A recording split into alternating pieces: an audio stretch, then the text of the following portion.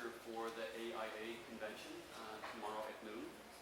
And he's a very good friend of mine. I'm very happy he's here. I'm looking forward to hear what he has to say. So join me in welcoming Henk Ovink.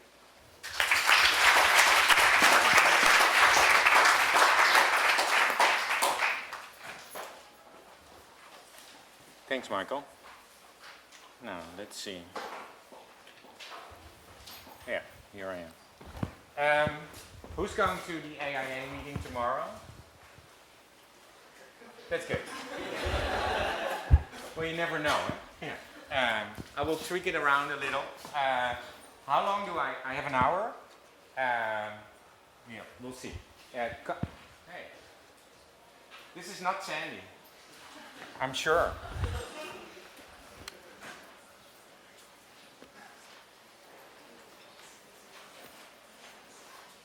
Yeah. Huh. That's funny. Okay. Normally only Windows computers do that. Yeah. Well, it's a Mac. I want to talk about resilience by design. It's what I'm been working on for a decade now, both in the Netherlands as well as in the rest of the world. And it got really, really pregnant when Hurricane Sandy hit. So I'll talk a little bit about Sandy, but also about the background in the Netherlands. But first, this is, I live in DC now. This is the Washington Post of last week. Anyone seen this? So the president actually wanted to be an architect. So Michael, he's got 3 years to go. He can actually enroll in, might convince him as a new student, or I don't know how it works in the US. But, it's very funny that this is not the first time such a thing was raised, that architecture is perceived as fun,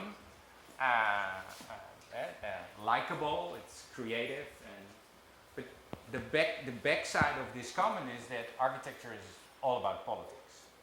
So I don't mind the fun, you won't mind too. I don't know why you enrolled at Syracuse Architecture School. We can talk about it over drinks or whatever, but the political side behind it is of course very appealing, because what does architecture do? What does design do when it comes to politics? Let's talk about it.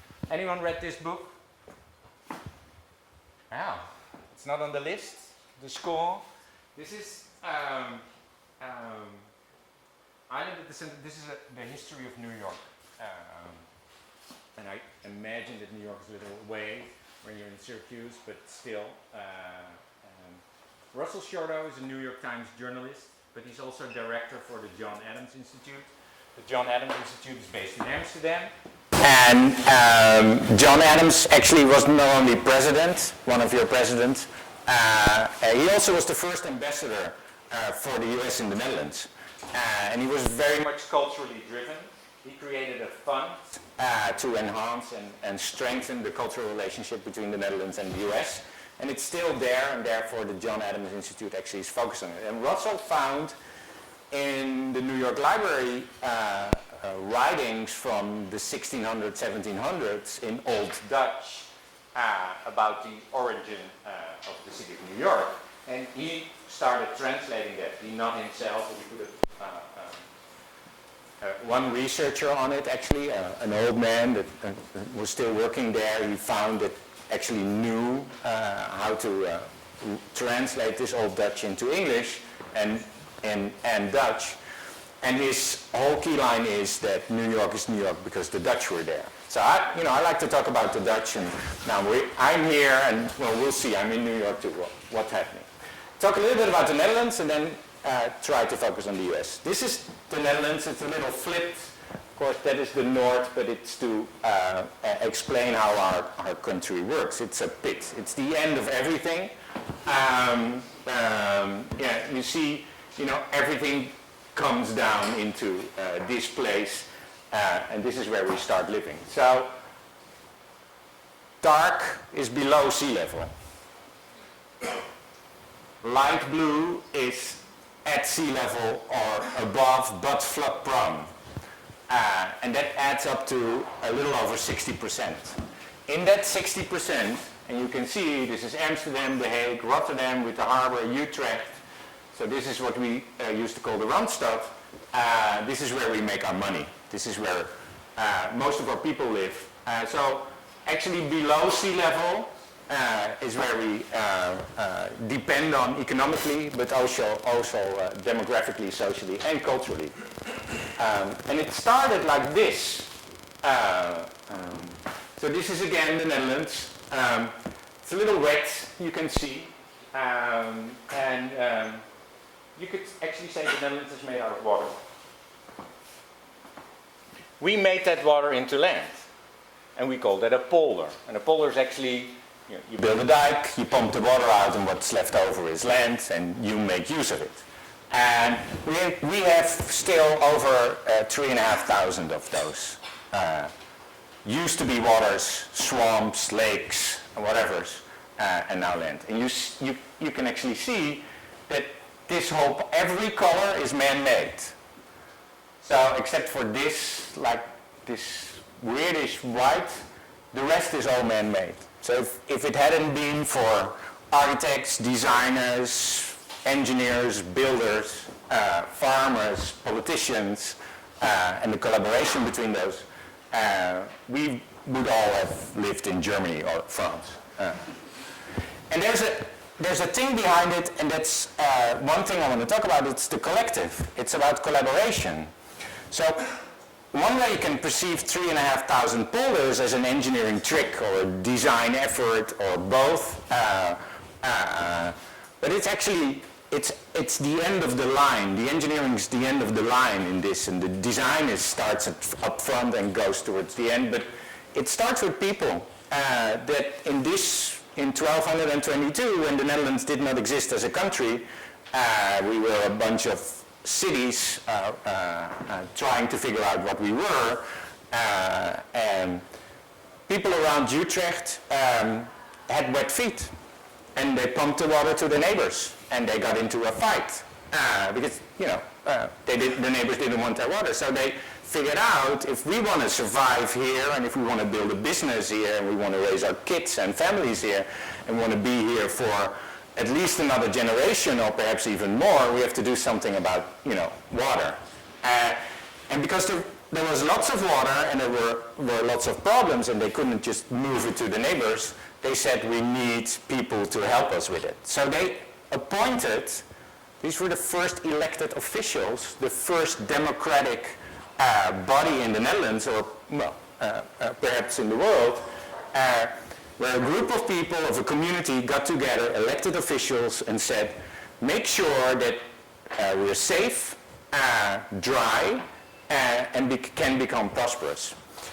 It was not then called a water board. It merged into a water board, a governing organization funded in law with elections every 4 years, and its only sole purpose is to run the water question. And we had over 300 of them, and now they're merged. We have 23 of them now, all over the Netherlands, and every 4 years there's still elections. That you pay taxes to them, and with the taxes, they actually make sure that the water quality is in order, the water safety is in order, and the water quantity.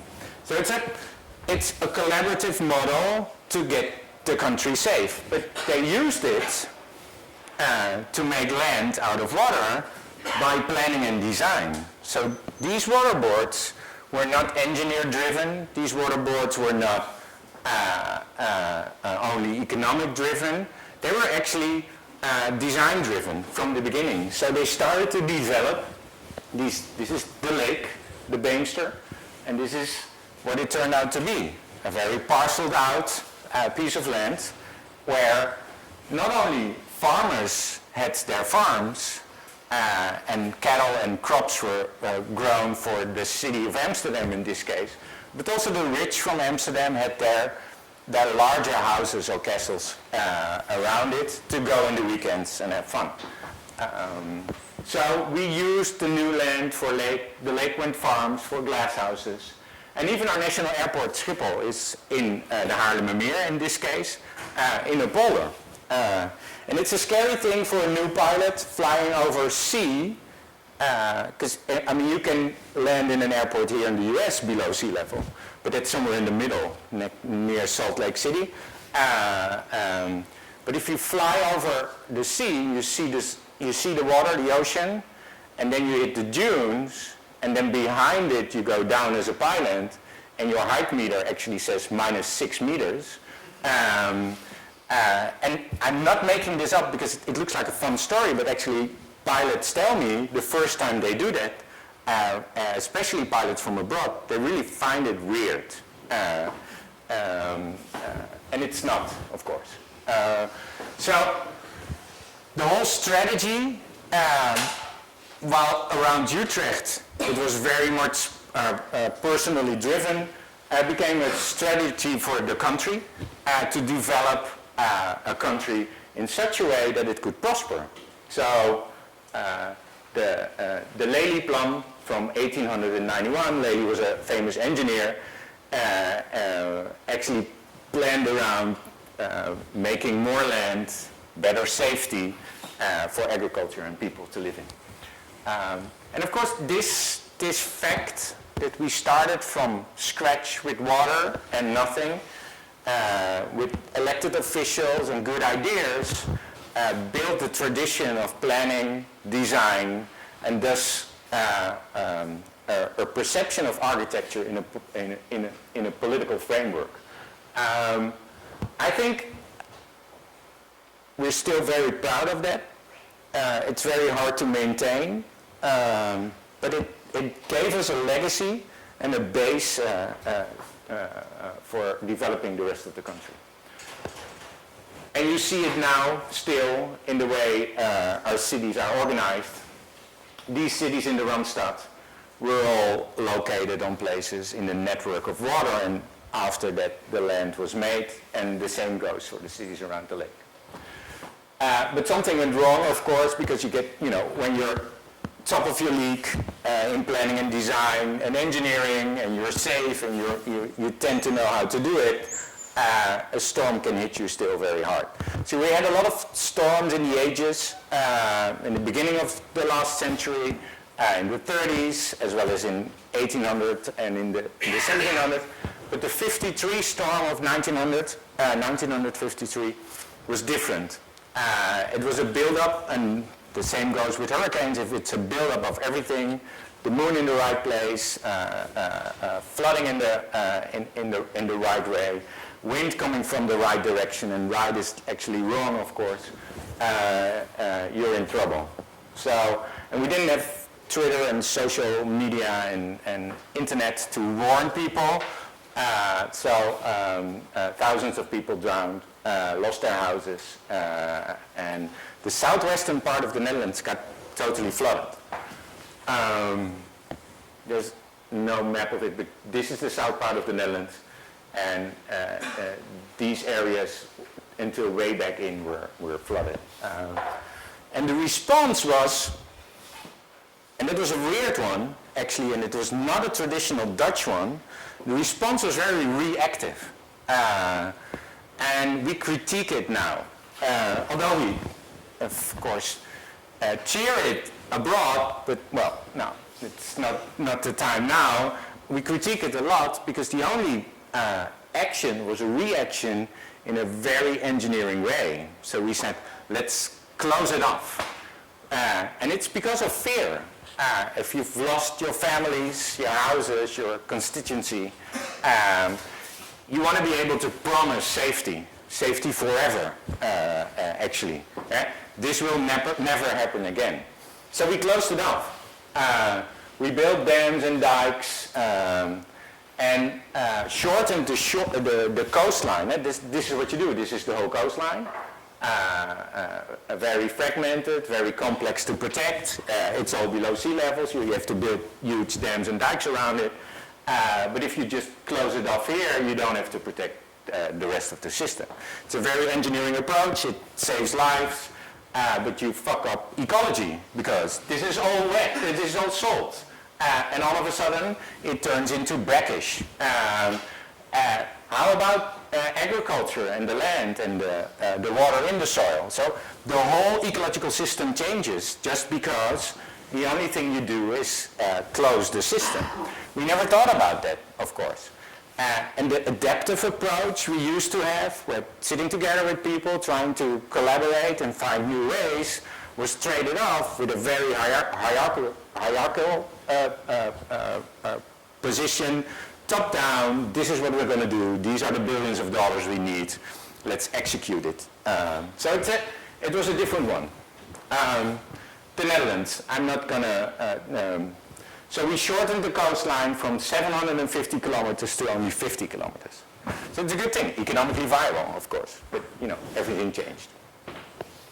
Now we do this, and now we say water safety is actually a triple-fold approach. It starts with protection, we combine it with land use planning and rules and regulations in our housing, so no generator in the basement when you're 6 meters below sea level, and disaster management in case something happens. This is an interesting comparison with the US. You do the same except for protection. So you do all this, and actually you're pretty good at it. You're far better in disaster management than the Netherlands, but protection is a weird debate. To add to that discussion, in the Netherlands, solving the safety issues with land use planning is politically very hard. From left to right, so from Tea Party on the, we have Tea Parties too, from the Tea Party on the left, we actually have two. We have a Tea Party on the left and a Tea Party on the right, so it's a weird country. Yeah, no. So even those extremes say, don't touch our dams, dikes and levees, invest in them completely. So the cheap part actually is about the first. It's a big distinct. And it's all, of course, all because of this is our worst case scenario. This is the Netherlands, and this is where we're proud of to live. We got all the problems when it comes to storms, rainfall, droughts, discharges and decreased rivers, subsidence, salt intrusion, erosion and sea level rise. So everything actually hits the country in the wrong place because we're all below sea level. And then we want to develop and redevelop and be attractive to investors too. In 2003, the CEO of one of our biggest banks at that time, this was prior to 2007, actually said, if the Dutch government is not going to strengthen its investment, or enlarge its investment in the main protection system of the Netherlands, we're going to withdraw our investment. So it's a pressure tool. Safety. So how did we get back to action instead of reaction? There was no storm. There was no flooding. Nobody drowned. But there was a good government. And we asked the former secretary, we call minister, Mr. Veerman, to chair a Delta committee.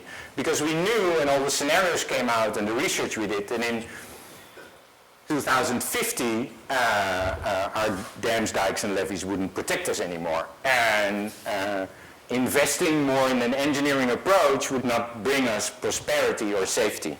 And they came up with a different solution, with a whole comprehensive set of actions. A Delta Act, a Delta Program, a Delta Fund, a Delta Commissioner on the cabinet level, and Delta decisions. And actually I want to skip that. Although what happened to that approach is that again, focusing on the safety issues in the Netherlands, we combined again and moved from reaction to action and started working again in a comprehensive way. So the analysis of the Netherlands was that there were a lot of weak spots. Now you have to understand the differences between a US weak spot and a Dutch weak spot. So we take into account for our main protection system storms that occur once every 10,000 years. So that's a chance of a storm in 10,000 years. You do the 1 in 100. So if our our main protection system, which is the dunes, fails on the assessment of the 1 to 10,000, we start working on it. So I asked the people from the task force to draw me a map of the flooding area of the New York region for storms every once in 10,000 years. These are the big storms, the ones that hardly ever occur. They couldn't do that, but I'm afraid it would look disastrous. So that's our protection level. But we did it smartly. This is Scheveningen. Actually, it's The Hague, but this is the town Scheveningen on the coast near The Hague. One of the weak spots in our main protection system. And we combined urban development, social housing, a new boulevard, the broadening of the beach, parking, this whole program with this protection system. So the driver for it was a weak spot, but the outcome was a comprehensive plan with all issues combined. And we asked a Spanish architect to design it. Same way of protection, combining protection measures in Rotterdam. Rotterdam or Harbour City, it has an open mount to the sea, combining infrastructure, public space to actually protect the city. We do it also on an ecological scale. Every storm or a normal current takes away the sand. So if you want to bring back sand, you need all these boats that pump sand again or bring it to the shore. We designed a sand engine where we poured in a lot amount of sand, built a whole island, and because of the current, it's distributed in a couple of decades along the whole shore, building the shore more wider. So actually nature takes over engineering, while engineering provides nature with its material. We could only do this because we were also building on our harbor, and the businesses that were involved there were able to move their boats. So this is innovation, testing, trying. So that's what we try to do. So it's a cultural approach, living with water, designing on water issues, and combining it with engineering. But it's also economic. So Center of American Progress did a research on how much the US spends on disaster response. And from the 80s until now, you can see it's not it's a lot of money. If we wouldn't have had that, perhaps the government wouldn't have shut down, will not shut down next week. You never know. And there's no other way. If there's a disaster, people call upon the government to help. And we all find it normal. And of course, if you're in a flood zone, you have to be insured, so part of it is insurance.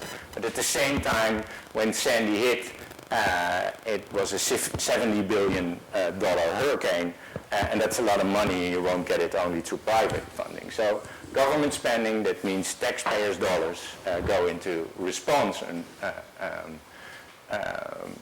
And my take on the economic side is that after a hurricane, after a disaster, people tend to build back what was there.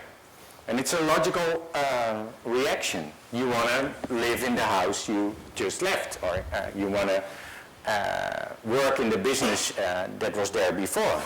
But remember, the house or the building was designed and developed upon standards of yesterday or even a decade ago or longer. And those standards are not, they're not good anymore, not in a sustainable way, not in a water safety way. So you lose money, you lose dollars every time you invest. Second thing, if you build back in a more sustainable way, you work towards the future. So when a storm hits, you're better prepared. And third, if you actually build a safe region, it's going to be attractive to everybody. So it's an economic thing. We worked with ecology projects, with nature, designing new dikes and dams, building back into the water below sea level, bringing back the water in the cities, and cherishing in that sense the water. So water and engineering are back again grounded on planning and design.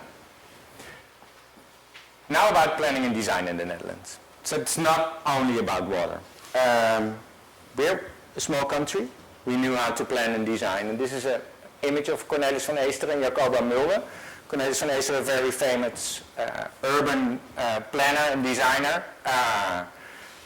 Did a lot of the work in the 20s and 30s in the Netherlands, even a little later. And he's now working on the Amsterdamse Bos. So again, a reactionary project. The Amsterdamse Bos is a big park south of Amsterdam, close to Schiphol, and designed or developed as a labor project. These were the 30s, unemployment was high, people needed to go back to work, and the government said, we need a project. And they didn't ask for a project just for labor. They actually called upon the designers and the planners to say, okay, this is the city of Amsterdam, what do we need? What is the question actually we need to focus on? And they came up with a plan. So design and planning were at the political table, used as a political mean, and reacted upon a crisis situation.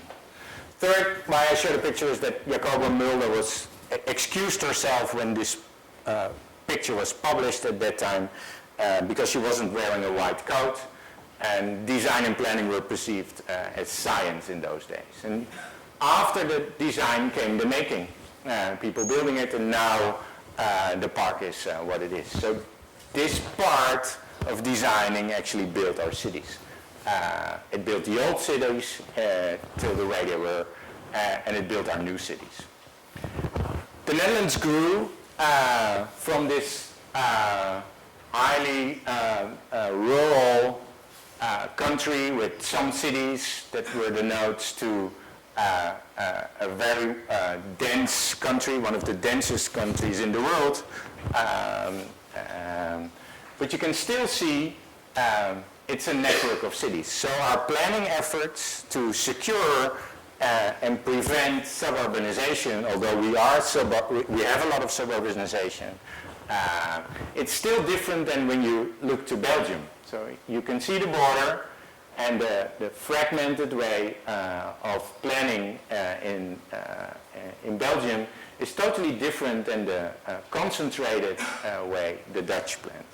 And I'm not saying one is better than the other, because if you would zoom into all these red dots in the Netherlands, you would actually find that it's still not so dense when it comes to housing. So we can be dense when it comes to businesses, but we are not dense to housing. But it has a different take on how you mix landscape and urbanization, infrastructure and networks. These are the nodes our public railroad system is built on. Of course, here, public transportation doesn't make sense.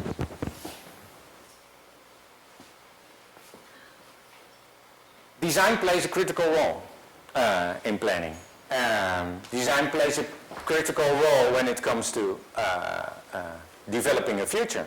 And it asks a lot about the designers, the architects, the urban planners, and the landscape architects. Because you're not consultant in a way that there's an ask from government or an ask from a private client, and you present a solution, and that's it. And the solution is the result of this interaction between you and the client.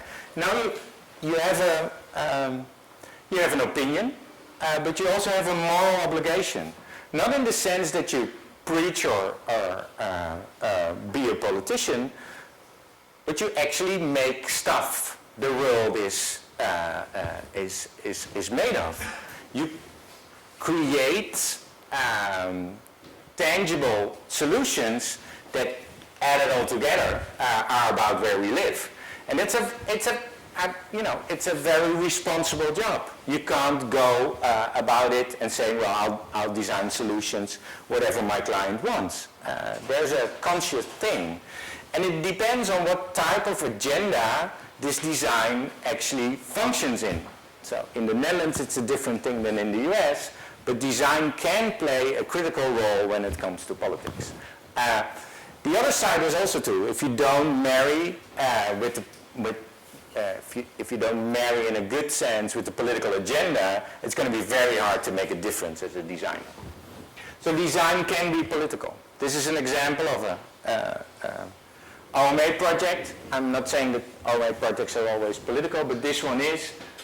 It's a research study they did by themselves with an environmental group about building a ring of windmills in the North Sea and how to distribute them. The interesting thing about the study is that they not only worked with this environmental group, but also with a couple of research institutes around Europe and developed in the end a whole strategy for sustainable energy in Europe. But for this part of the plan, they tried to find interest on the political agenda. And the weird thing is, it's so spot on about how you should collaborate as countries to build a more resilient future that nobody dared to touch upon it except for Belgium. And this is the shoreline of Belgium. They actually tapped into this project, brought the project to the European Union and put it on the agenda. So connecting design with the political part is crucial. So design is crucial in a political sense, but it also drives innovation. Now the US has an innovation policy. America Competes Act started by the Bush administration, the former, and redeveloped by the Obama administration.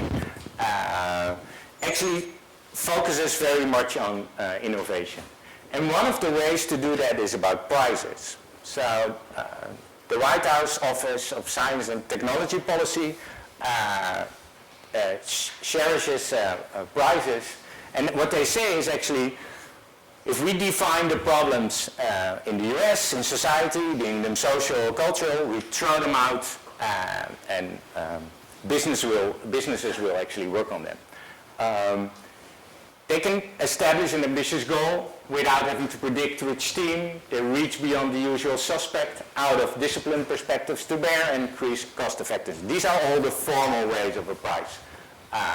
And it actually is a sidestep out of the normal. It gives you more room to work on it, and it can bring actual change within the existing.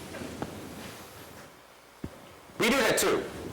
So prize is not as an incentive for actual, not as an incentive for money, but to bring change.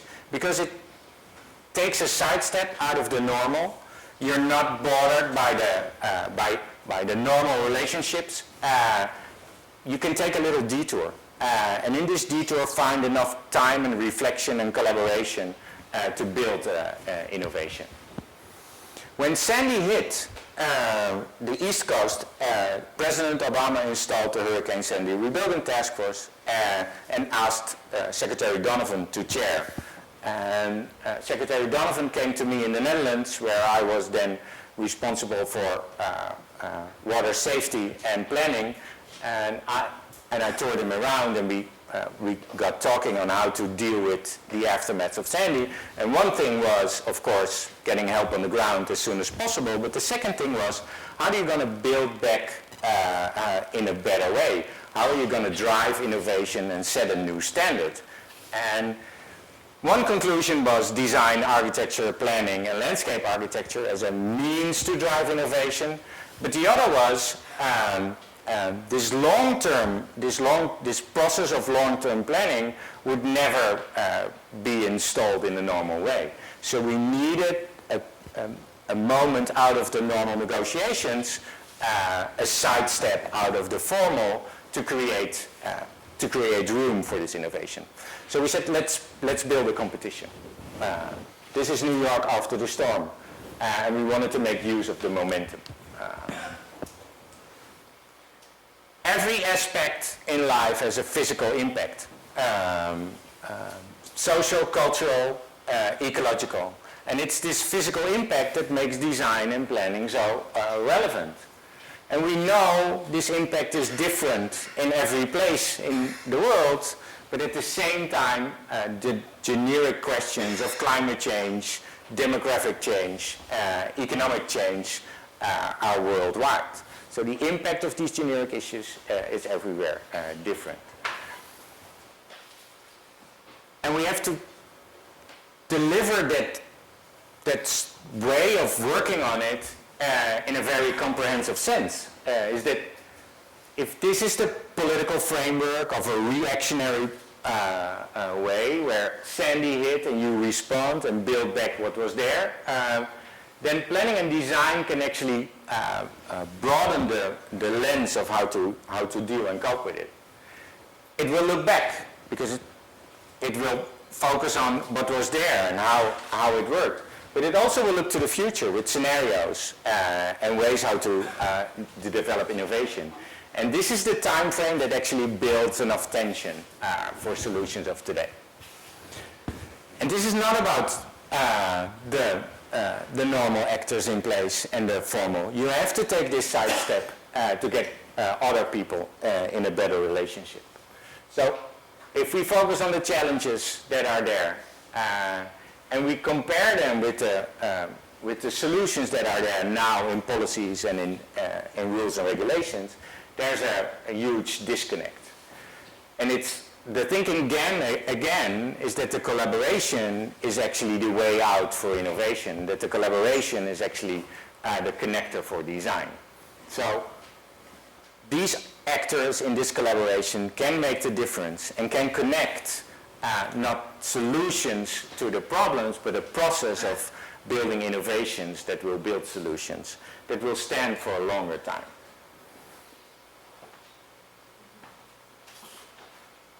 Does design become something else?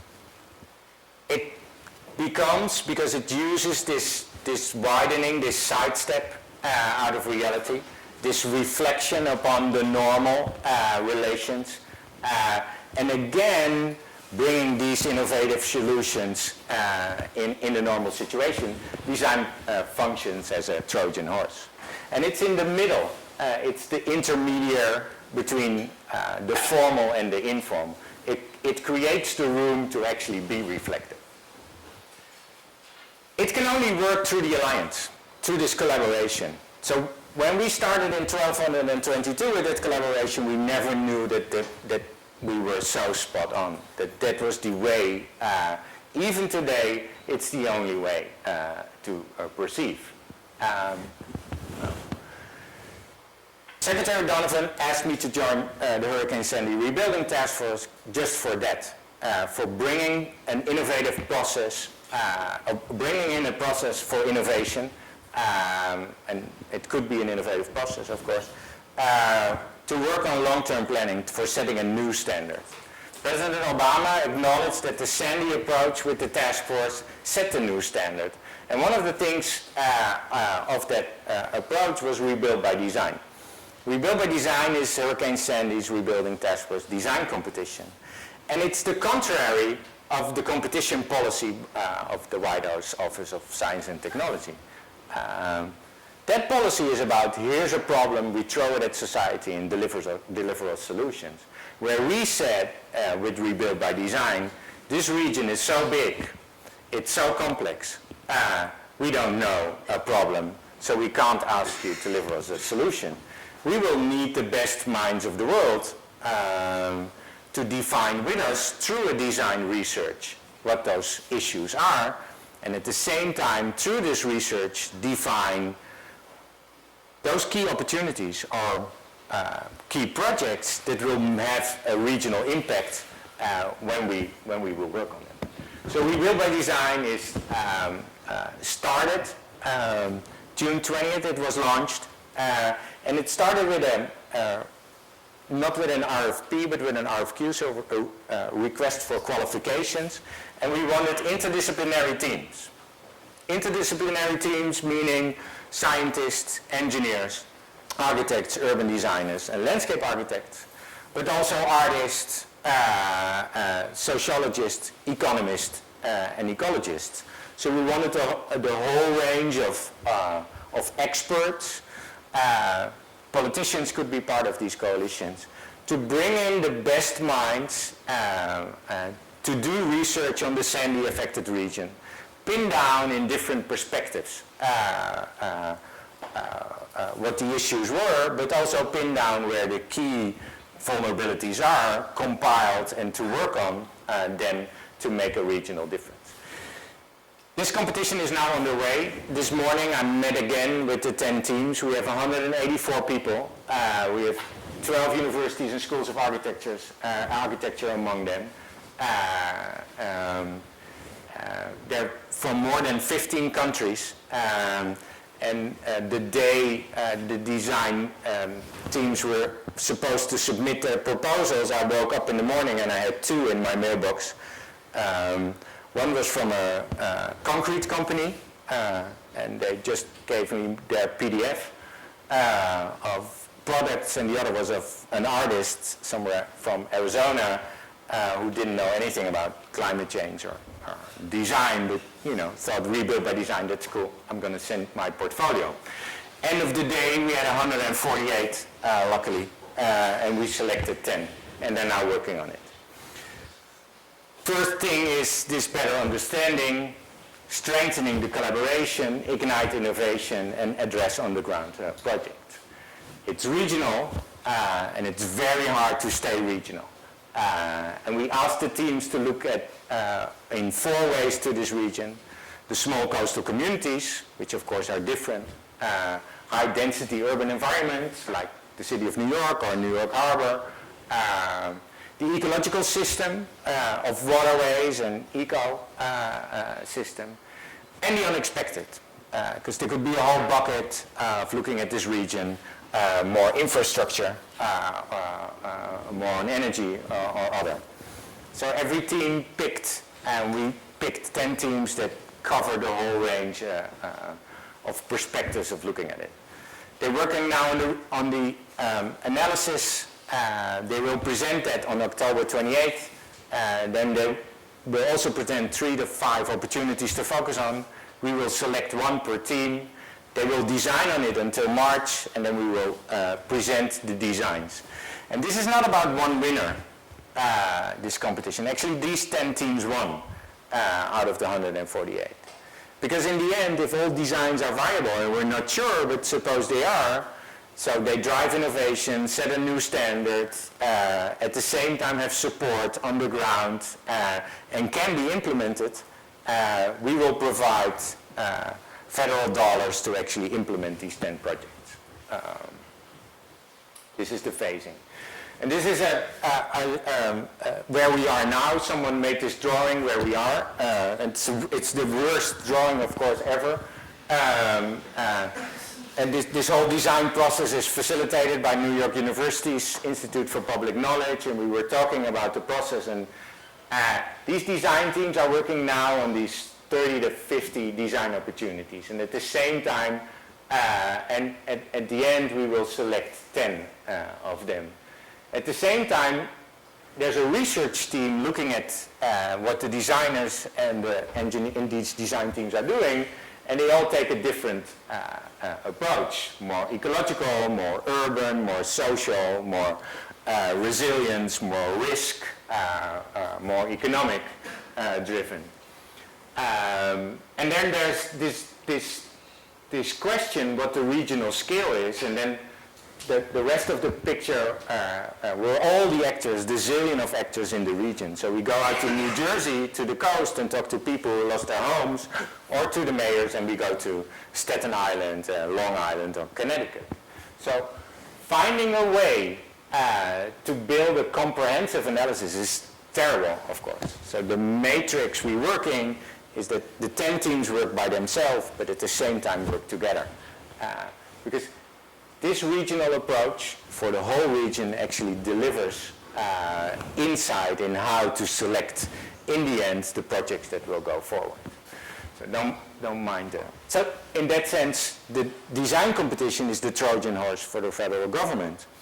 All of a sudden, the federal government of the US is talking about design, is talking about regional scale, is talking about planning and future, and is very much engaged in this whole process from research, so the beginning, developing collaborations between government and across government and with businesses and academics, until the end when it comes to implementation, because there's the federal dollars.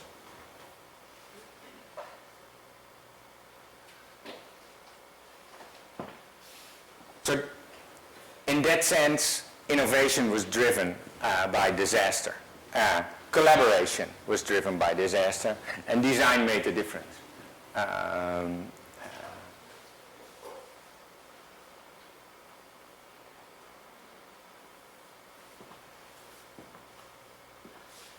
This is the next part, and I'm a little worried that I'm not going to talk about this. This is a disaster in the Netherlands, in the east, where a whole firework factory blew up in the middle of a city. And the response here also was design and collaboration.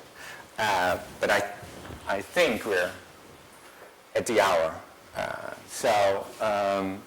Instead of going into this project, which will show you the same ways of working, a collaborative approach with design and position, a collaboration from government with business and science, innovation driven and not solution driven, long term connected to the short term, and the room from a political point of view to sidestep out of the formal, most of the times very complex relationship that's guarded by legal aids, policies and rules and regulations. If you turn it around, design can actually change. We installed a whole group that worked on this project, and these were the members of that group. So the same happens now with Rebuild by Design. It's the people on the ground that you actually work with. And it's not that they deliver your design, that they know design solutions, that they know what architecture is, or can read a planning or zoning book, but they know what they lost, and they also know what they need. And you're not going to give that to them one-on-one, but you're going to work with them to deliver a better place. And this is the result. Not because of the designer alone, not because of the politician or the mayor alone, not because of the neighbor or the people who lost a child or life, but because of this collaborative force. And also because of the guts of the politicians to put design together with investments at the beginning of such a rebuilding process on the agenda. It's a comparable situation, although the scale is totally different. It was very vulnerable. This was a very complex area in Enschede. It was a government failure that the fireworks factory was there and actually had that amount of fireworks in there. So there was a lot of distrust, as there is now when you go to the region. But in the end, you can develop a process where design actually stands out. I'll stop. Thank you.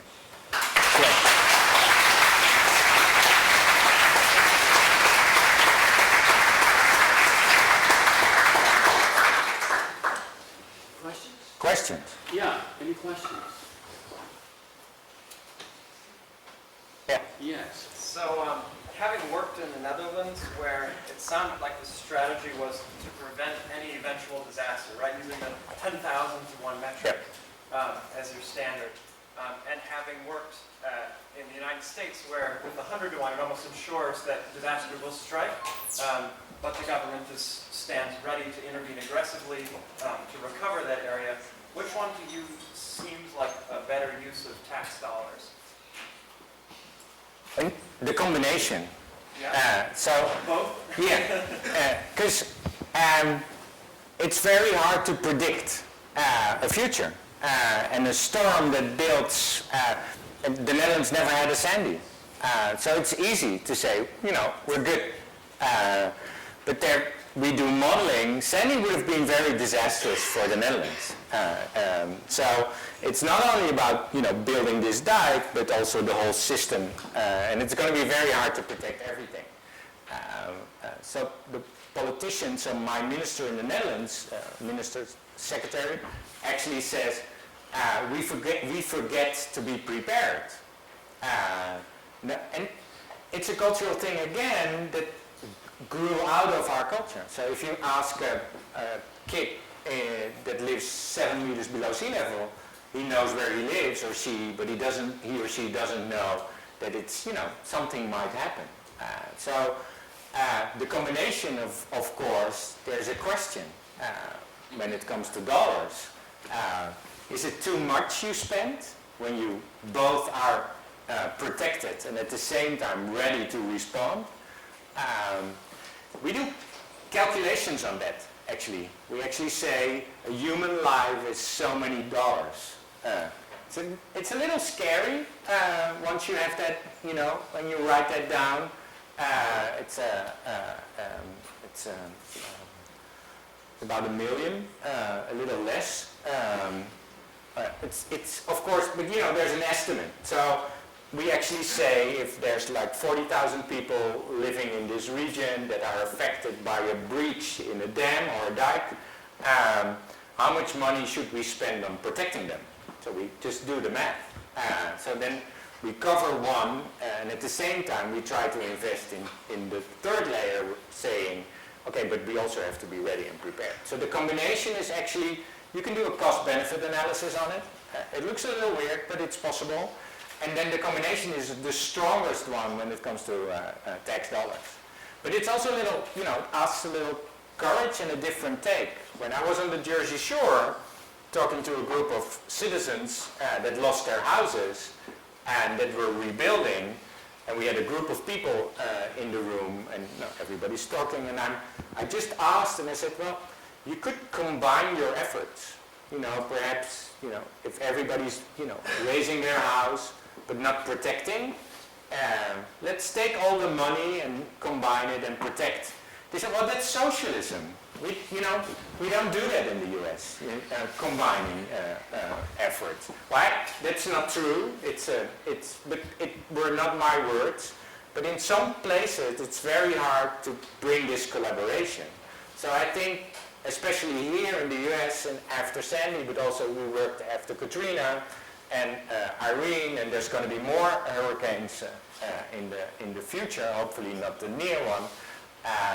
I think focusing very much on the collaboration, bringing and building in a way to innovate, and combining these three layers is actually the best way forward.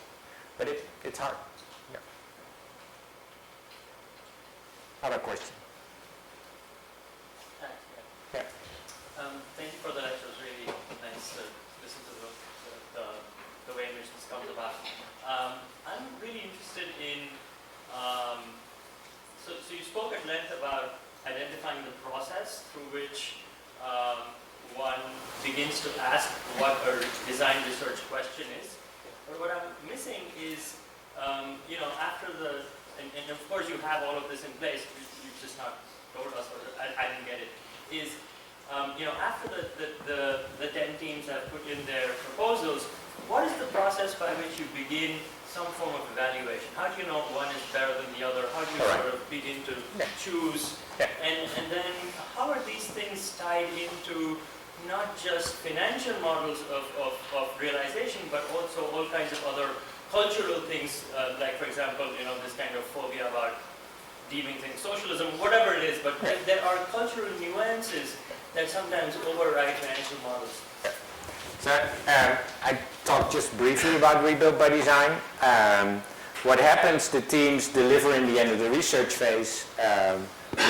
We help them deliver one comprehensive regional research that shows everything on economy, ecology, and flooding and the impact of those on this region. At the same time, every team presents these opportunities they might work on. So we have a long list of about 30 to 50 of these possible projects. Now the question is, how do you evaluate both? So for that there are different formal and less formal things in place. For one, it's the research itself that brings an insight in how this region works and where the key vulnerabilities are. So that will add value to the possible opportunities to choose, and one will get more added value than the other. Second is the Hurricane Sandy Rebuilding Task Force report itself with its 69 recommendations, which is the policy framework and perspective on which we will judge these opportunities. Third is the design brief we wrote in the beginning of Rebuild by Design, which stipulates criteria that will go forward. And fourth, in the formal sense, is CDBG-DR, which is Community Development Block Grant Disaster Recovery Funding. Well, government abbreviations.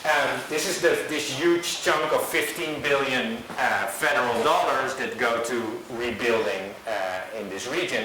And there's a whole formula behind it. So these are 4 formal sets of criteria that are built into a matrix.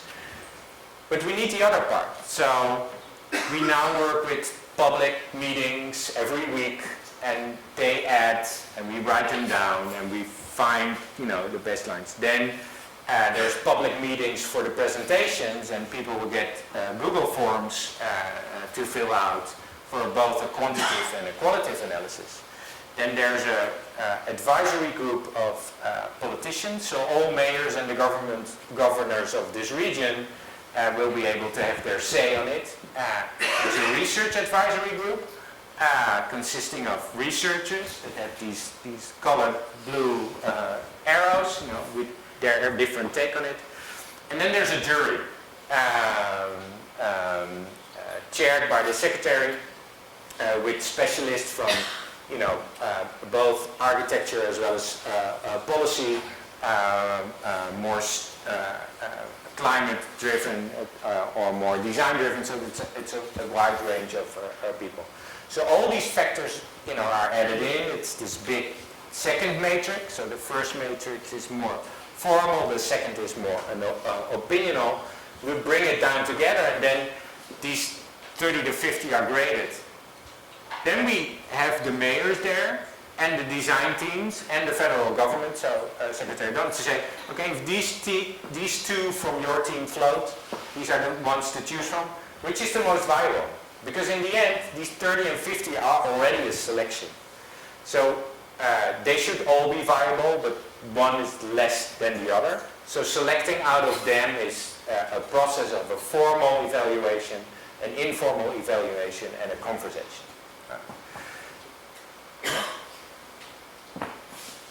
We also will evaluate the whole process of Rebuild by Design, because we want to see what we did wrong or right, and how we would, launch a more national program on regional planning and design.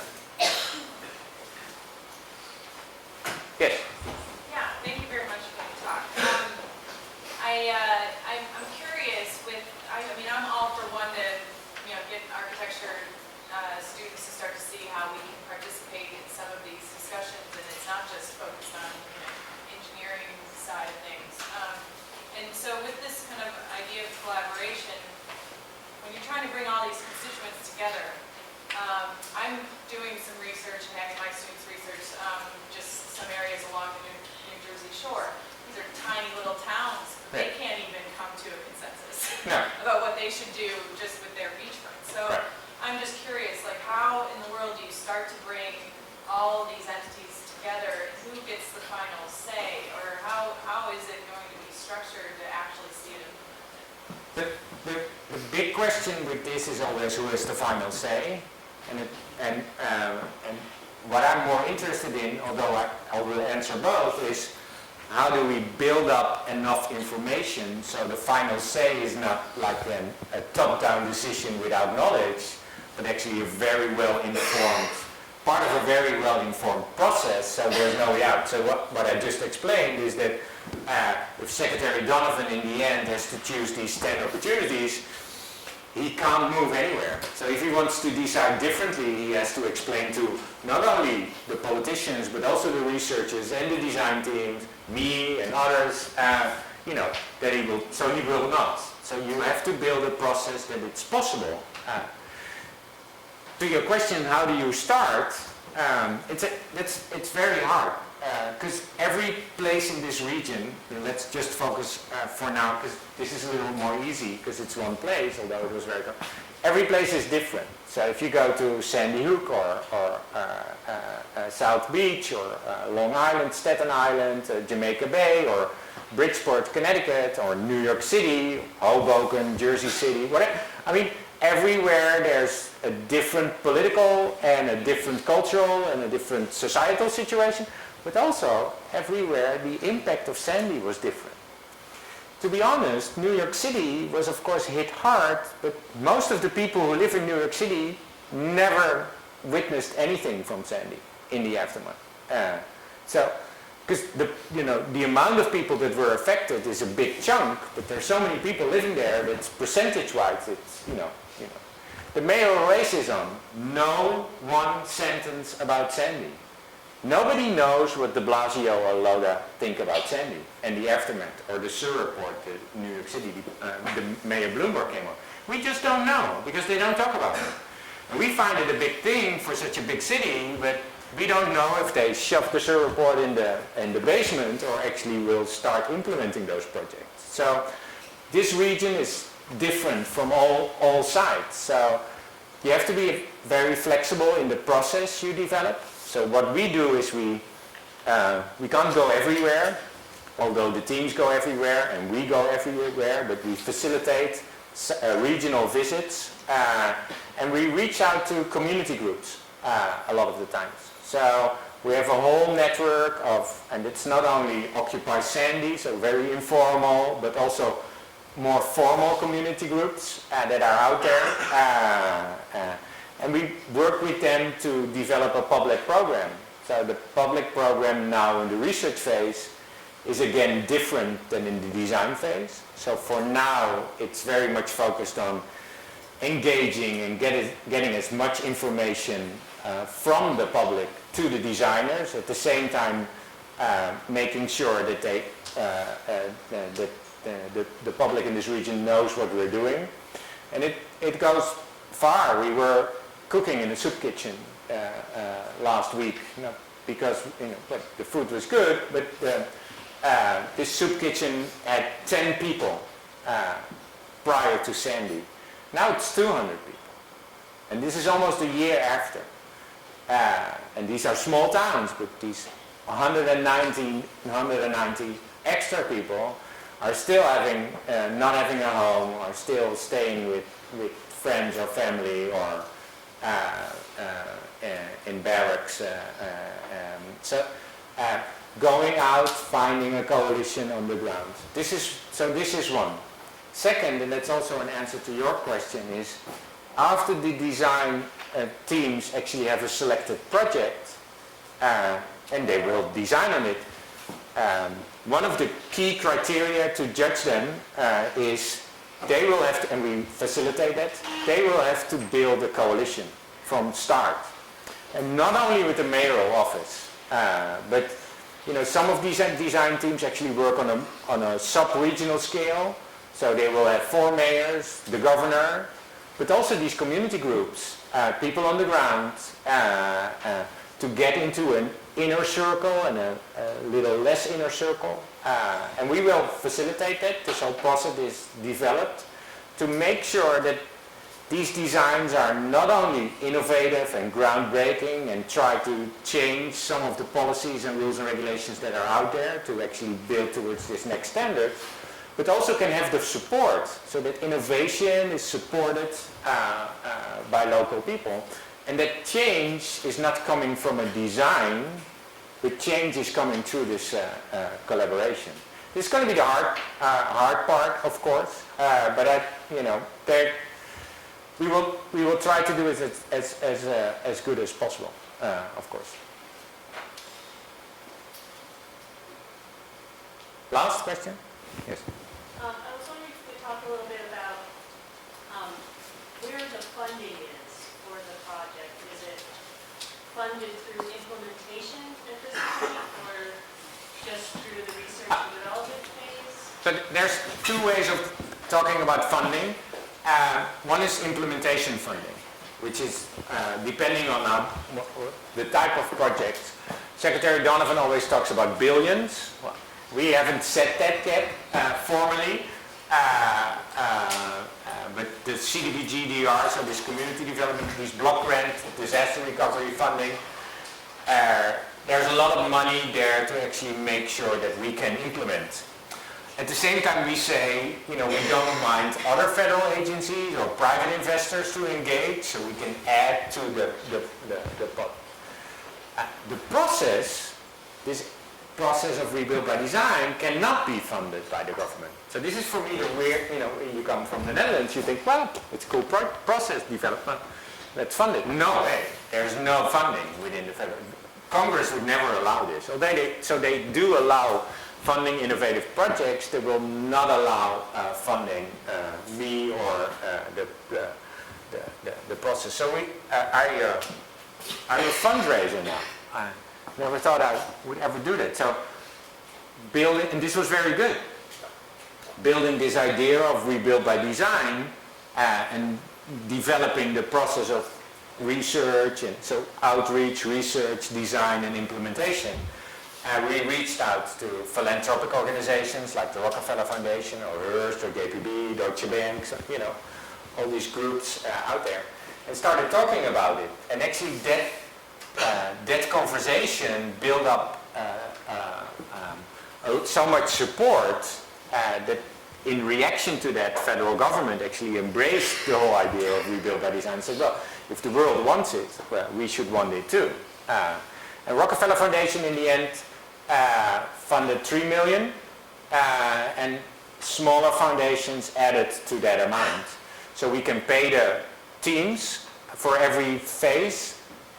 And of course it's not enough, but in the end they're also the teams that will work on the implementation. So their costs are covered, but in the end their profit is covered. And so we can fund the people who facilitate us, so New York universities and other organizations that work with us on the research phase and the design phase. So actually it's private funded, two different ways. Yeah, thank you. Okay, that's the end. Before, hold your applause. There we go. There's a reception down in one floor down. Join us down